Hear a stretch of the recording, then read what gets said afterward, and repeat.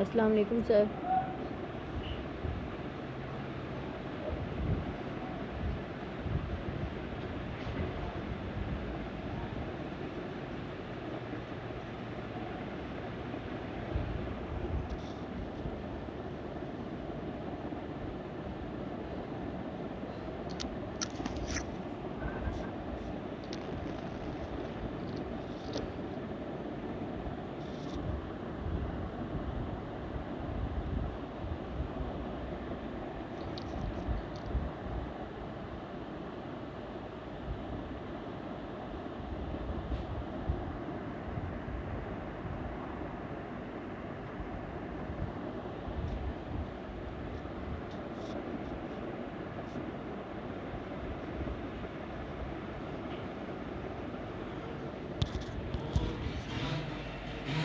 Hello, सब सुन रहे हैं मुझे? Yes sir. सर मैंने आपको रिक्वेस्ट भेजी है रिकॉर्डिंग ऑन करने की, सर उसका आप मुझे वो कर दें, अलाउ कर दें सर। सेक्शन नंबर 7 निकाल ले आप, सब हैंड आउट के ऊपर।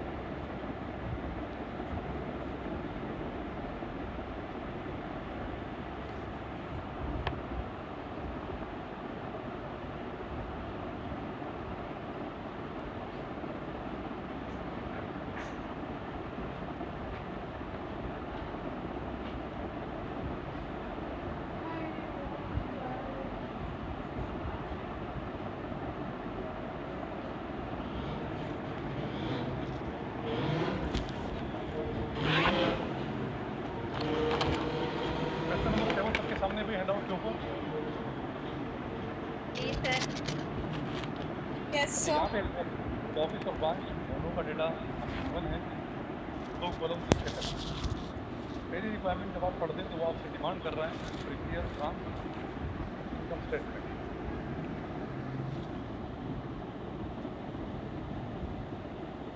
यहाँ पर एक करेक्शन तो खैर नहीं है, अल्ट्रेशन है। हेड ऑफिस में मर्चेंडाइज इन्वेंट्री एंडिंग की अमाउंट कितने रुपए है?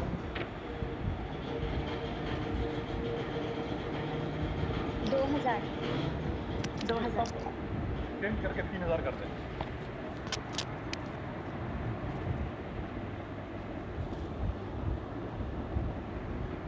सर रिपीट कीजिएगा। क्या? मर्चेंडाइज इन्वेंट्री एंडिंग की अमाउंट हेड ऑफिस में 2000 रुपए है ना। जी सर। इसे चेंज करके 3000 कर दे बस।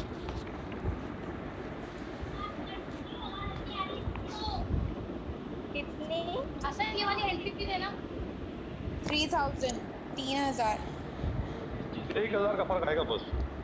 2000 पहले थे, अब 3000 हो जाएंगे। यार प्लीज बाकी सब लोग अपने माइक ऑफ कर दें, बहुत शोर आ रहा है। सर प्लीज एक बार और रिपीट करिएगा, कहाँ पे लिखना है? हेड ऑफिस के अंदर मर्चेंडाइज इन्वेंट्री एंडिंग की अमाउंट आप बताओ कितने रुपए? 2000। अब उसे चेंज करके 3000 कर दो बस। जी सर, कर दिया। Okay sir. अच्छा, इनकम स्टेटमेंट का फॉर्मेट आपको पता होगा। जब हम इनकम स्टेटमेंट बनाते हैं तो शुरू सेल से करते हैं, मेन रेवेन्यू आइटम से। रिक्वायरमेंट नंबर 1 देखो, इनकम स्टेटमेंट वो किसकी मांग रहा है? ब्रांच। ब्रांच की इनकम स्टेटमेंट मांग रहा है, तो हम ब्रांच का कॉलम पढ़ेंगे ना, ब्रांच का डेटा रीड करेंगे हम बस। जी सर। अब यस ब्रांच सर। के अंदर देखो सेल 22,000 रुपए, यहाँ पे लिखा हुआ है सेल 22,000 रुपए।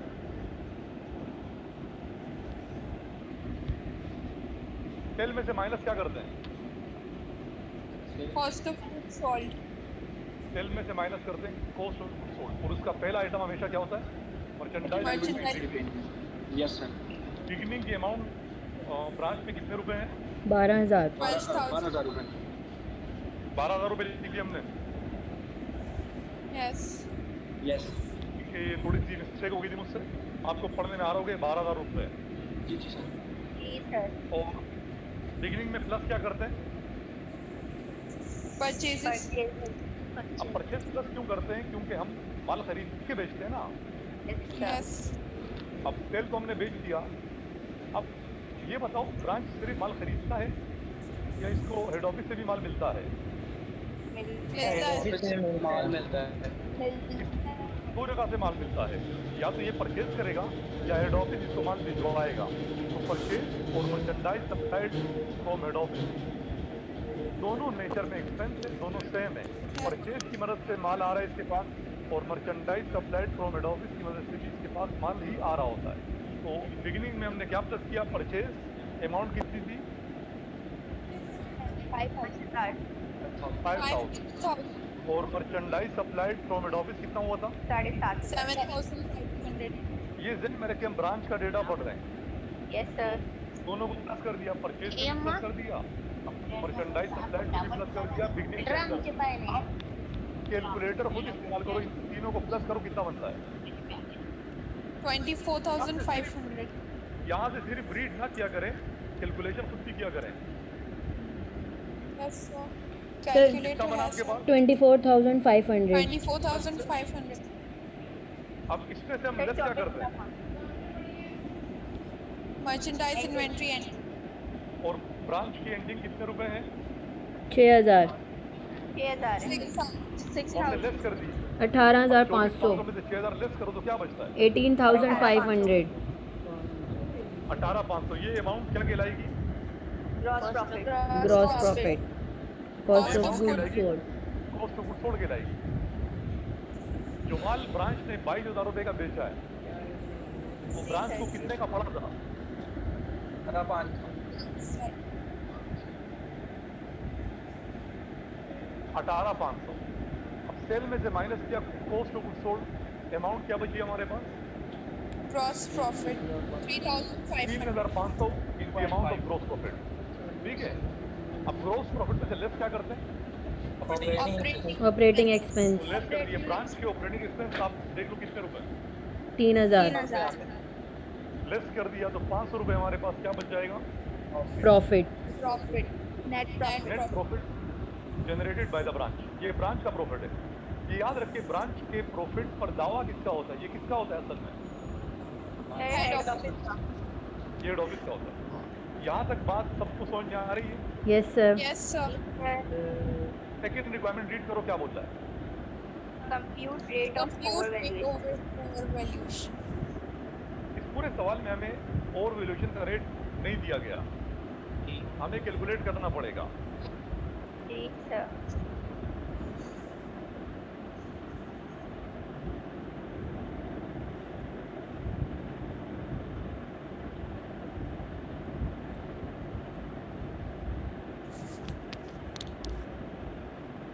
अब जरा क्वेश्चन रीड करो। हेड ऑफिस ने जो मर्चेंडाइज सप्लाइड की थी ब्रांच को, कितनी अमाउंट थी उसकी?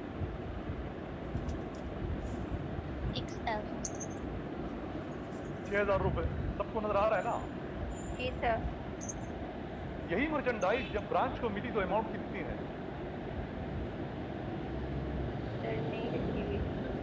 लिखी हुई है, 7,500। 7,500। लिखी हुई है, आप रीड नहीं कर पा रहे हैं।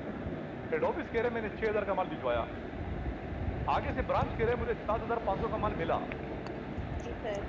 यस 1,500 1500 रुपए क्या है? Over valuation allowance. 1500 is the amount of allowance for over valuation. अब रेट अगर वो ना दे तो रेट मालूम करने का फार्मूला यहाँ सामने लिखा हुआ है स्क्रीन के ऊपर। Allowance for over valuation numerator में रखते हैं, डिनोमिनेटर में कॉस्ट आएगा, मल्टीप्लाई 100 कर देंगे आप। अलाउंस की अमाउंट ऊपर रखेंगे, कॉस्ट की अमाउंट नीचे, इनटू 100। अब आप बताओ अलाउंस की अमाउंट कितनी रुपीस थी? 1,500। 1500 1500 6000 1500 डिवाइडेड बाई 6000 इंटू 100 करके देखो रेट कितना आ रहा है अपने 25%। पास 25%। 25% is the rate of allowance for over valuation. ये रेट है। तो ये ज़हन में रखो, ये रेट हमने कैलकुलेट किसके ऊपर किया है, कॉस्ट के ऊपर या बिल प्राइस के ऊपर? कॉस्ट का क्योंकि रेट हमेशा कॉस्ट का होता है। आपको जुमला याद रखना है, अबव कॉस्ट। रेट हमेशा कॉस्ट का होता है। जब भी हमने इसको कैलकुलेट कॉस्ट अमाउंट पे किया है। ये बात सबको समझ में आ गई? Yes sir. जी सर। अब इसकी थर्ड रिक्वायरमेंट पढ़ो आप। सर ओवर वैल्यूएशन जो है वो बिल प्राइस पे लगती है। मैं नहीं समझा, सवाल नहीं समझा मैं। सर बिल प्राइस पे फिर जब कॉस्ट के ऊपर जो है ये आप बोल रहे हैं ये कैलकुलेट होगा तो ओवर वैल्यूएशन पे फिर 125 रखेंगे ना, 25 बटा 125। देखो अगर हमारे पास अमाउंट बिल की होगी ना, बिल की, तो 25 बटा 125 आएगा। कॉस्ट की होगी तो 25 बटा 100 आएगा। Clear sir. Third requirement read करो। Prepare head Prepare office head office income income statements. statement showing branch profit or loss along with profit from overvaluation. अब इस रिक्वायरमेंट को गौर से देखो। वो कह रहा है हेड ऑफिस की इनकम स्टेटमेंट बनाओ। हेड ऑफिस की इनकम स्टेटमेंट जब हम बनाएंगे तो क्या हेड ऑफिस का अपना प्रॉफिट या लॉस निकल के आएगा सामने? बिल्कुल सर। वो तो आएगा ना। अच्छा, इसके अलावा जो ब्रांच को प्रॉफिट या लॉस हुआ था, क्या वो हेड ऑफिस के प्रॉफिट या लॉस को बढ़ाने का सबब बनेगा या नहीं बनेगा? बनेगा। बनेगा। इसके अलावा जो अलाउंस से हमें प्रॉफिट होता है, क्या वो ओवरऑल प्रॉफिट को बढ़ाने का सबब बनेगा या नहीं बनेगा? जी सर। बनेगा। बनेगा ना।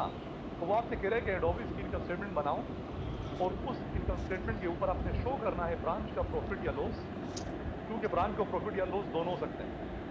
और जो प्रॉफिट अलाउंस और ओवर वैल्यूएशन से जनरेट हुआ था वो भी आपने शो करना है। अब हमें ये पता है कि अलाउंस और ओवर वैल्यूएशन से सिर्फ प्रॉफिट होगा, लॉस हो ही नहीं सकता। ब्रांच को प्रॉफिट या लॉस दोनों हो सकते हैं। अभी जो हमने ब्रांच की इनकम स्टेटमेंट बनाई थी, तो आपको याद है ब्रांच को प्रॉफिट हुआ था या लॉस हुआ था? Profit हुआ था। प्रॉफिट हुआ था हुआ कितने था रुपए? सर। 500। 500 रुपए का प्रॉफिट हुआ था। अब फर्ज करो हेड ऑफिस का अपना प्रॉफिट है 3000 रुपए, मैं फर्ज कर रहा हूँ। ब्रांच का प्रॉफिट जब उसमें जमा हो जाएगा तो कितना हो जाएगा? 3500। हेड ऑफिस का कुल प्रॉफिट 3500 रहेगा। ये भी फर्ज करो कि अलाउंस और ओवर वैल्यूएशन की मदद से प्रॉफिट हम हेड ऑफिस ने कमाए 1500 रुपए। हेड ऑफिस का कुल प्रॉफिट बढ़ के कितना हो जाएगा? 4500 रुपये। 4500। मेरे ख्याल में तो 5000 नहीं बनेंगे, 5000 यस सर, वो 500 भी ऐड कर है ना। अच्छा, हेड ऑफिस की इनकम स्टेटमेंट बनाने से पहले चूंकि वो कह रहा है कि उसमें प्रॉफिट और ओवर वैल्यूएशन में शो करना है, तो यहाँ पर मैंने प्रॉफिट और ओवर वैल्यूएशन का टेबल पहले से बना दिया है, क्योंकि इस अमाउंट की हमें ज़रूरत पड़ेगी वहाँ पे जाके। ये बात समझ में आ रही है आपको? सर। ये कल भी समझाया था, इतना समझ नहीं आया था, इसको एक बार और रिव्यू दे दीजिएगा please sir. Allowance for over valuation income statement तो शो होगा ना, हेड ऑफिस के अंदर शो करना है हमें। तो उसकी कैलकुलेशन में पहले से यहाँ कर रहा हूँ। टेबल ये यहाँ बना हुआ है आपके सामने। Computation for adjusted balance of allowance for over valuation. ये टेबल कौन बनाता है आपके ख्याल में, ब्रांच या हेड ऑफिस? Head office. क्या इसका ब्रांच को पता होता है? No sir. No sir. इसका ब्रांच को पता भी नो नहीं सर। होता। ब्रांच के पास जितना माल है वो किसने भिजवाया था? Head office. Head office head में। ऑफिस। क्या ब्रांच के पास मर्चेंडाइज इन्वेंट्री बिगनिंग पड़ी हुई है? नो सर, एंडिंग होगी उसके पास। देख लो बिगनिंग है या नहीं है ब्रांच की। है सर। 12,000 रुपये। ये सर है 12000 है। 12,000 रुपए बिगनिंग है। अब ये बताओ ये बिगनिंग किसने भिजवाया होगा? Head head office. ऑफिस में क्या इसके अंदर अलाउंस होगा या नहीं होगा? होगा। बिल्कुल होगा। अब ये 12,000 की अमाउंट बिल प्राइस है या कॉस्ट प्राइस है? Bill price. Bill price. Sir हाँ, जो लिखा लोग हुआ था कॉस्ट होगी। बिल प्राइस बोल रहे हैं वो रीजन दे दे कि बिल प्राइस कैसे है। सर क्योंकि बिल में शामिल क्योंकि है, सर ब्रांच को नहीं क्योंकि पता सर कि इसमें हाँ हो। सर क्योंकि ब्रांच को तो नहीं पता ना कि इसमें और एवल्यूएशन की यस सर। इसमें डेट दिया बिल्कुल सही है। Yes branch sir. को कॉस्ट का पता ही नहीं होता भाई, ब्रांच जो बोलेगा बिल बोलेगा। हेड ऑफिस के पास चॉइस है, वो चाहे तो बिल की अमाउंट बता दे, वो चाहे तो कोस्ट की अमाउंट बता दे। ब्रांच के पास तो चॉइस ही नहीं है, वो तो जब भी बोलेगा बिल बोलेगा। तो ये तो 12,000 रुपये बिल प्राइस है ना, यस सर। ये हमने बिल प्राइस पे लिख दिए। रेट कितना था? 25%। 25%। अब आप बताओ 25/100 आएगा या 25/125 आएगा? सर 25/125। 25/125 आएगा, क्योंकि अमाउंट बिल किया अब, यस सर। और रेट कोस्ट से कैलकुलेट हुआ था। करके देखो कितना रहेगा। सर 1440। अच्छा ये कहाँ से आ गया भाई? और वेरिएशन सर। कैसे किया खुदा के तुम? दोबारा करके देखो। 12,000 को मल्टीप्लाई करो 25 से, डिवाइड करो 125 से। सर 2400। सर 2400 मैंने वो कोस्ट पे लिख दिया, 2400 लिखा हुआ है ना अलाउंस के कॉलम में, और 12,000 में से 2400 माइनस करो तो 9,600 क्या है? कॉस्ट। कॉस्ट हो गई मैं। कॉस्ट है सर, ये कॉस्ट। cost है। यानी हेड ऑफिस ने 9,600 का माल भिजवाया था, यस सर उसने 2400। 25% जमा कर दिया था। अब 9,600 का 25% ले लो, चलो 9,600 का 25% ले लो, 2400। अब आपने 25/100 करना है, ये कॉस्ट है। सर 2400 ही आ रहा है। 2400 ही आ रहा है सर। 2400 ही आएगा ना, मैं समझा रहा हूँ ना, जी सर। दोनों साइड से समझा रहा हूँ। अगर आप 12,000 से मूव करेंगे तो अमाउंट बिल की है, रेट कॉस्ट का है, तो 25/125 करना पड़ा। अगर जब आप Yes. 9,600 से मूव कर रहे हैं तो 25/100 आएगा, क्योंकि अमाउंट भी कॉस्ट की है, रेट भी कॉस्ट का रेट है। भी कॉस्ट। जी सर। दोनों तरफ से अंदर 2400 भी आएगा आपके पास। मैं इस बात को थोड़ा सा मुश्किल में समझा सकता हूँ, पल्ले नहीं पड़ेगा। जब वो बिल के अंदर पड़ा है ना, वो 5 टुकड़ों में पड़ा है, जब वो कोस्ट के अंदर पड़ा है ना, वो 4 टुकड़ों में पड़ा है। आप एक काम करो, 2400 को मल्टीप्लाई करो 5 के साथ, 12,000। ये आ गया बिल। अब 2400 को मल्टीप्लाई करो 4 के यस साथ, सर। 8000 शायद। 9,600। नहीं वही आएगा। 9600। 9600। अगर मल्टीप्लाई 5 से करेंगे तो बिल बनेगा, मल्टीप्लाई 4 से करेंगे तो कोस्ट बनेगा। अब ये थोड़ा टिपिकल है भाई, ये वक्त लेगा आपको समझने में। नहीं सर आरिफ वाले के साथ मैं वही तो समझा रहा हूँ, खुदा के बंदे, ये जुगाड़ है। बिल के अंदर वो 5 टुकड़ों में पड़ा हुआ है, कोस्ट के अंदर वो 4 टुकड़ों में पड़ा हुआ है। आगे बढ़े हो? Yes sir. Yes sir. Merchandise supplied कितना किया था हेड ऑफिस ने ब्रांच को? 7500। मगर ब्रांच के ख्याल में वो कितने का था? नहीं सॉरी, हेड ऑफिस के ख्याल में वो कितने का था? 6000। तो वो तो कोस्ट और बिल तो हमारे सामने था, यहाँ तो Yes, कैलकुलेट करना sir. ही नहीं पड़ा ना। वो 1500 रुपए तो हमने निकाले थे।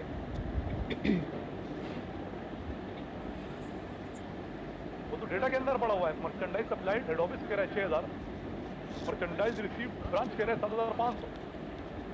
तो 7500 बिल प्राइस है, 6000 कोस्ट प्राइस है।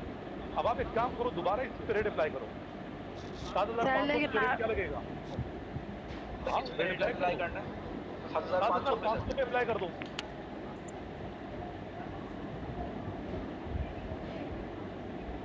सर ये रिपीट करिएगा एक बार फिर। सर इसमें कॉस्ट 6.5 लिखी हुई है। सर इसमें 6500 लिखा है आपने। सर आप 6500 लिखी है। माय मिस्टेक, ये गलत है। 6000 आएगा। देखो 7500 में से 1500 लेस हुआ ना, तो 6000 ही हो जाएगा ना। यस तो सर, वही कह रहे मैंने अपनी मिस्टेक देख ली है, ये 6500 नहीं, ये 6000 है। हैं। Okay sir. अब आप 7500 पे रेट लगाओ, 25/125। 1800 कुछ रुपए में। अरे दिमाग खराब है तुम्हारा, क्या कर रहे हो? सर 1500। हमारा सर सर 1500 1500। आ रहा है सर, 1500। वो क्या कर रहा है पता है? वो दोबारा 25/100 कर रहा है, 25/125 करना है भाई, क्योंकि अमाउंट बिल है। Yes sir. अब आप 6000 पे रेट लगाओ, मगर अब 25 लगेगा, 25/100 लगेगा, बट 125 नहीं आएगा आपके पास। Yes sir. सर 1500।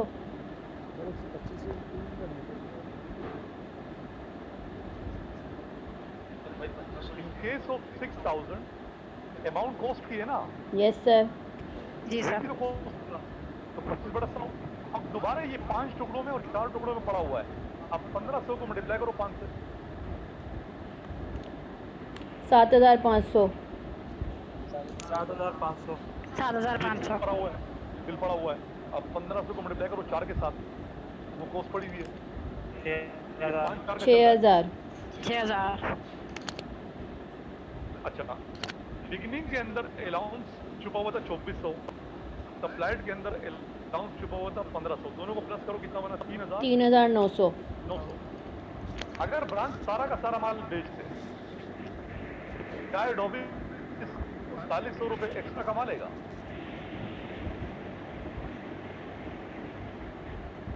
हो सकता है। आंसर भी वही। अगर ब्रांच क्या? सारा का सारा माल बेचते क्या एडोबी 3900 रुपए एक्स्ट्रा कमा लेगा? यस सर, कमा जी लेगा। सर, जी सर। कमा लेगा, मगर शर्त ये कि ब्रांच सारा का सारा माल बेच दे। क्या ब्रांच ने सारा यस का सारा सर। माल बेच दिया या कुछ माल बचा है? चलिए दोबारा बताइए। सुबह हमारा देखो, क्या ब्रांच ने सारा माल बेच दिया या कुछ माल बचा हुआ है? सर बेच दिया सारा। मर्चेंडाइज एंडिंग है उसके पास। नहीं, एंडिंग है।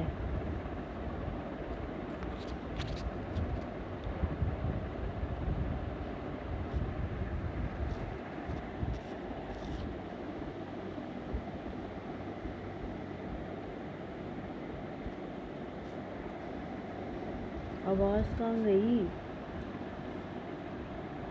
नेट चला गया, देखना जल्दी से। देखना बंद हो गया नेट। आ जाएगा।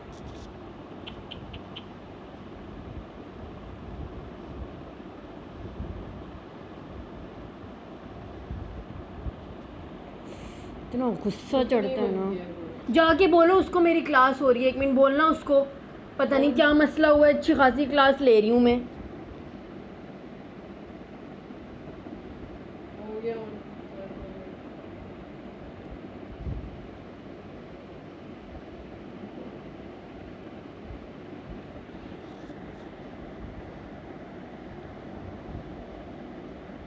पता नहीं क्या तकलीफ है इनको।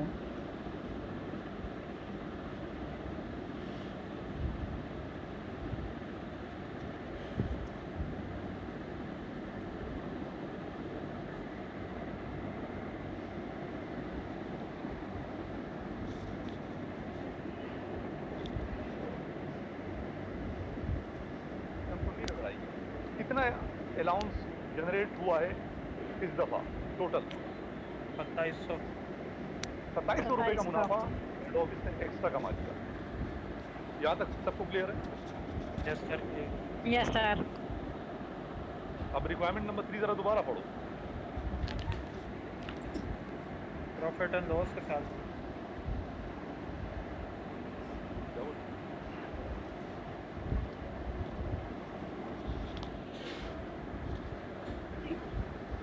मम्मा, इसकी वजह से ना मेरा वाईफाई बंद कर दिया इसने। इसको बोलो बार बार नहीं बंद करे, मेरी क्लास हो रही है। रिक्वायरमेंट नंबर 3 दोबारा देख लो।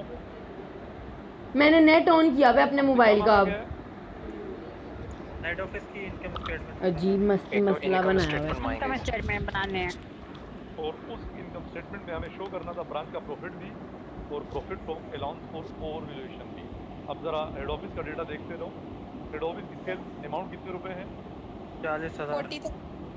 40,000। इसमें से लेस क्या करते हैं?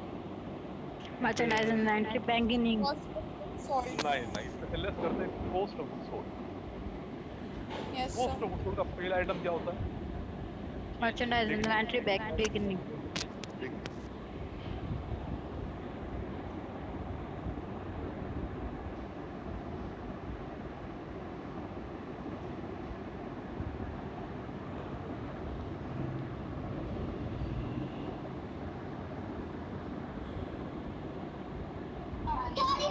काइंडली इनके माइक ऑफ करा दीजिए। काइंडली अपने माइक ऑफ कर दें आप अपने पास से प्लीज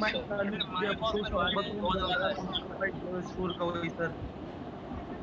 यार ये जो लोग अपना शोर सुनवा रहे हैं घर का, बेहतर ये कि वो कैमरा ऑन करके घर दिखा दें, सब देख लेंगे हम। सिर्फ आवाज से इत्मीनान नहीं होता ना हमें। माइक बंद गई था तो सुबह ही न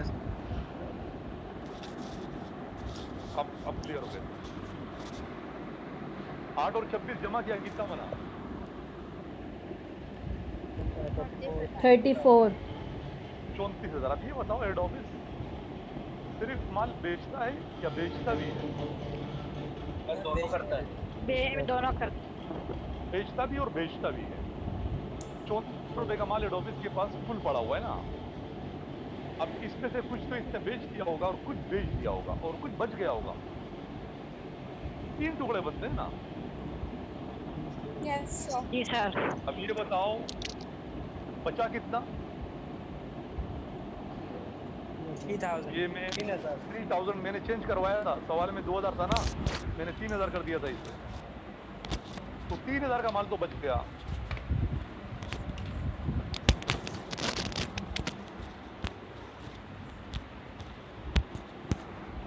ब्रांच को भिजवाया कितना? 6,000।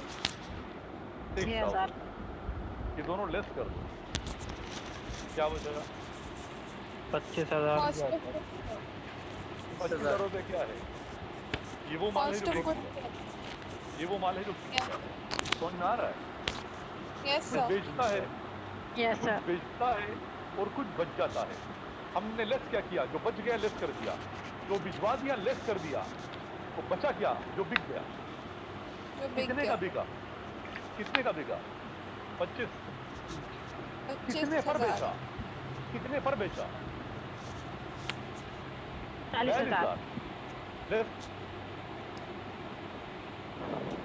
15,000 gross profit. The amount of growth profit. 25,000 का माल हेड ऑफिस ने 40,000 का बेचा है, सेल किया है, तो 15,000 कैसे क्या ग्रोथ प्रॉफिट? इसमें से क्या लेस करता है? Operating expense. ऑपरेटिंग एक्सपेंस देख लो हेड ऑफिस का एक्सपेंस, देख लो कितना 4,000 रुपए। लेस कर दो तो 11,000 रुपए क्या बचा? 10,000 नेट प्रॉफिट। 11,000 रुपए क्या नेट प्रॉफिट। नेट अब ये हेड ऑफिस का अपना मुनाफा है, खुद का मुनाफा है। 11,000 हेड ऑफिस खुद कमा रहा है। अब आप बताओ ब्रांच ने कितने कमाए थे? 500। जमा कर दो तो हेड ऑफिस का टोटल प्रॉफिट कितना हो गया? 11,500। 11,500। 11,000। इसके अलावा हेड ऑफिस ने कुछ कमाया था? Over valuation. 2700 रुपए का और वैल्यूएशन। 2700 रुपए और वैल्यूएशन से भी कमाए और थे ना, वो valuation। भी स्प्रेड कर दो। 14,200। एक्यूमुलेटेड प्रॉफिट कितना हो गया? 14,200। एक्यूमुलेटेड मतलब होता है मजमूई मुनाफा। ये वो मुनाफा है जो हर जगह से आ रहा है। इसके 3 हिस्से हैं। एक हिस्सा हेड ऑफिस ने खुद कमाया था, एक ब्रांच ने दिया, और तीसरा हेड ऑफिस ने ब्रांच से जो और छूट कहा था वैल्यूएट किया था। और वैल्यूएट किया था, उसकी मद में 2700 रुपए एक्स्ट्रा कमाए थे। समझ में आ गया सबको? Yes sir. Sir yes sir. Requirement number 4 देखो। Prepare consolidated income statement. Consolidated income statement. इसका मतलब क्या होता है?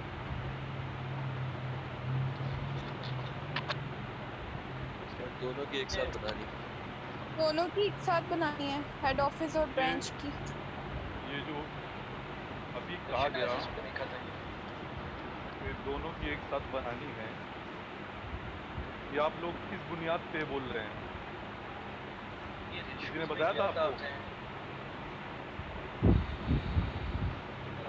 किसी ने बताया? सेमेस्टर में सर आई थिंक कंसोलिडेटेड के अंदर जो है वो टैक्सेस वगैरह अनपेड होते हैं या पेड होते हैं, वो लेस कर देते हैं, और अनकंसोलिडेटेड के अंदर जो है भाई कुछ बच्चों ने आंसर दिया कंसोलिडेटेड इनकम स्टेटमेंट के अंदर और ब्रांच के डेटा को मर्ज करके कंबाइंड इनकम स्टेटमेंट बनाएंगे। Yes sir.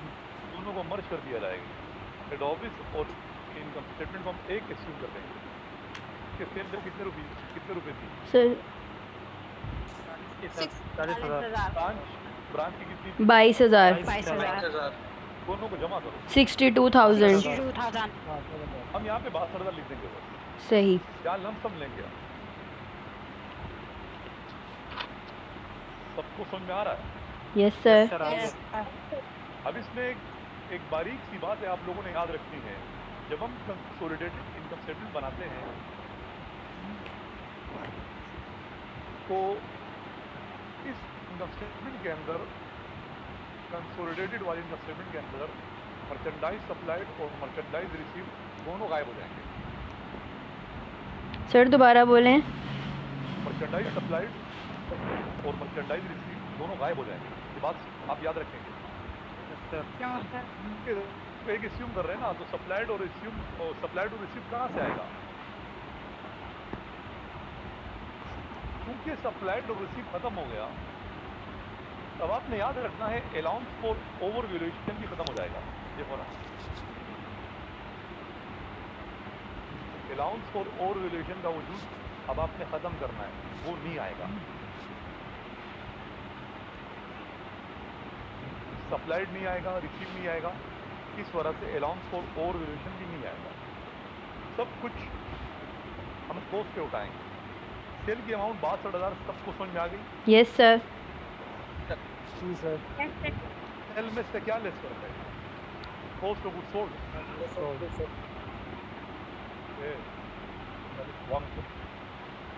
पहले शब्द हाँ, merchandise inventory beginning amount head office की कितने रुपए हैं? 8,000। और ब्रांच 12,000। दोनों को जमा करो 20,000। 20,000 क्या क्या लिखता है? 17,600। क्यों लिख के 17,600? एंडिंग माइनस कर दिए, एंडिंग माइनस किया आपने। नहीं, ये बिगनिंग ही है सर 2,400 रुपये का फ़र्क 2,400 रुपये का फ़र्क आ रहा है। करेक्ट। 2,400 रुपये में कम लिख रहा हूँ यहाँ पे। Yes sir. जी सर। 8 और 12 जमा करने में 20,000 बनते हैं ना? जी सर। Yes sir. मगर मैंने लिखा है 17,600।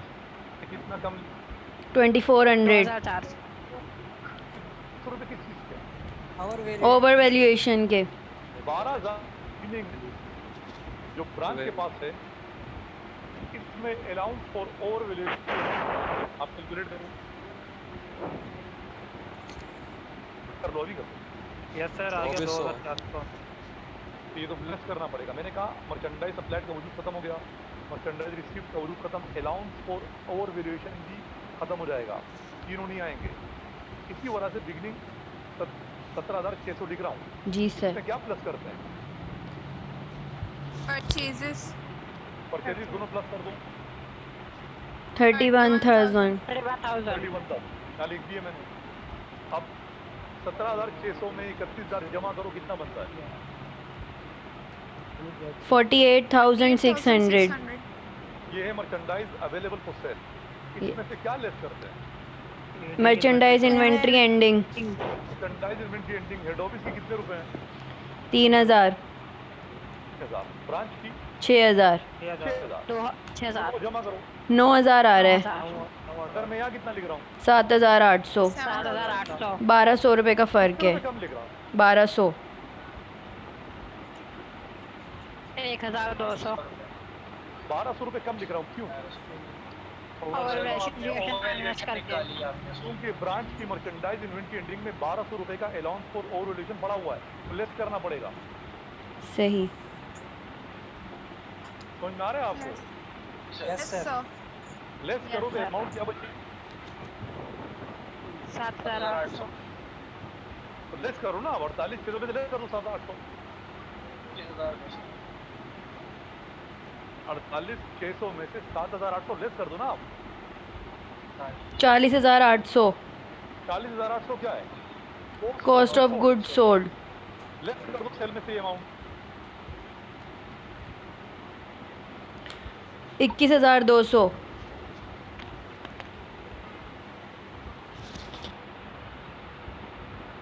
62,000 में से लेस कर दो सर 21,200। 40,200 40,800 21,200 आ रहा है सर। 21,200। 21,200 क्या है? Gross profit. Gross profit. इसमें से क्या लेस करते हैं?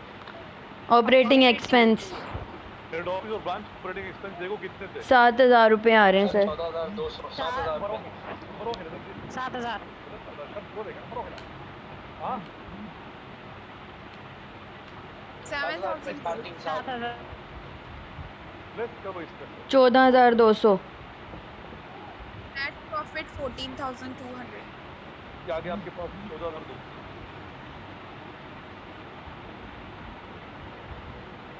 सबको समझ में आ गया? Yes sir. Yes sir. लेकिन वो मर्चेंडाइज इन्वेंट्री बिगनिंग एक और बता दें सर। बिगनिंग के अंदर देखो, बिगनिंग एंडिंग दोनों की ट्रीटमेंट एक जैसी। जब आप कंसोलिडेटेड स्टेटमेंट बनाते हैं तो उसके अंदर आपको मर्चेंडाइज सप्लाइड, मर्चेंडाइज रिसीव्ड और अलाउंस फॉर ओवर वैल्यूएशन, इन तीनों को आपने एक्सक्लूड करना है। इन तीनों में से कोई भी यहाँ पे इनकॉर्पोरेट नहीं होगा। अब आप देखो हेड ऑफिस की बिगनिंग कितने रुपए हैं? 8,000 रुपये। ब्रांच की कितनी है? 12,000 रुपये। दोनों को जमा करो। 20,000 रुपये। मगर मैं यहाँ कितने लिख रहा हूँ? 17,600। मैं कितने रुपए कम लिख रहा हूँ? 2,400 रुपये। अभी 2,400 रुपये मैंने कम क्यों लिखी? क्योंकि ब्रांच की 12,000 की बिगिनिंग इन्वेंट्री के अंदर 2,400 का अलाउंस पड़ा हुआ है। वो लेस करना है आपको।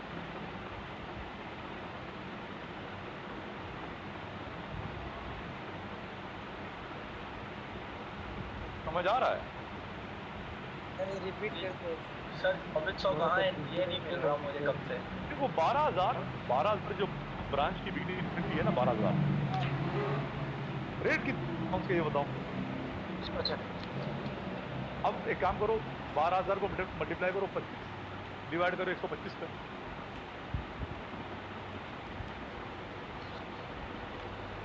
2,400 ही आ रहा है सर। ये सर आ गया 2,400 रुपये। और ये 2,400 रुपये का अमाउंट आपके सामने वो टेबल के अंदर पड़ा हुआ है। वो टेबल में अगर अभी शो कर दूं ना, जो अभी हमने अलाउंस का टेबल बनाया था।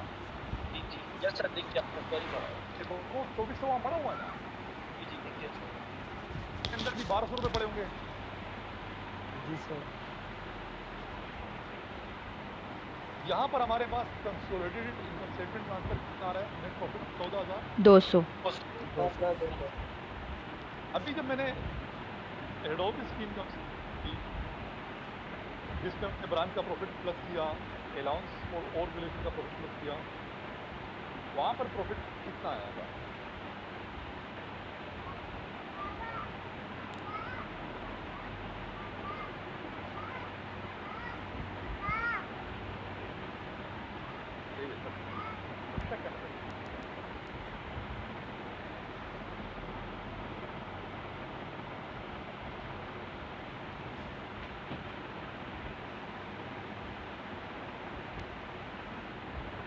ये आपके सामने हेड ऑफिस की सबको नजर आ रही है? जी sir. Yes sir. Yes sir. चलन सर कितने रुपए? 14,200। कितना है? 14,200। और जब हमने कंसोलिडेटेड इनकम स्टेटमेंट बनाई तो उसका आंसर कितना आया? सेम आ रहा है। 14,200। क्या ये कोइंसिडेंस है? ऐसा यस। बाय चांस हुआ है या हमेशा ऐसा होगा? नो सर, हमेशा ही ऐसा होगा। हमेशा ऐसा होगा। हमेशा ऐसा होगा। कंसोलिडेटेड इनकम स्टेटमेंट का आंसर और हेड ऑफिस की खुद की इनकम स्टेटमेंट का आंसर, जब आप अपने ब्रांच का प्रॉफिट और अलाउंस का प्रॉफिट जमा कर देंगे, दोनों का आंसर हमेशा सेम आएगा। जी सर। ये कोइंसिडेंस नहीं है, ऐसा हमेशा होगा। फिर पेपर में मैं आपको क्वेश्चन दूं जिसमें मैं आपसे हेड ऑफिस की इनकम स्टेटमेंट मांगूं